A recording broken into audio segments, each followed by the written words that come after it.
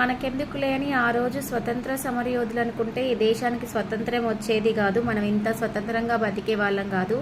ఈరోజు మనకెందుకులే అని చెప్పి హైదరాబాద్ సెంట్రల్ యూనివర్సిటీకి సంబంధించిన ఇష్యూలో సైలెంట్గా ఉంటే ఎన్నో వన్యప్రాణుల మూగజీవాల ఉసురు తీసిన వాళ్ళం అవుతాము. సో దయచేసి ప్రతి ఒక్కరూ ఈ వన్యప్రాణుల సంరక్షణ పోరాటంలో మీ వంతు భాగంగా కృషి చేసి గవర్నమెంట్కి ఈ విషయాన్ని అర్థమయ్యేలాగా చేయాలని కోరుకుంటున్నా.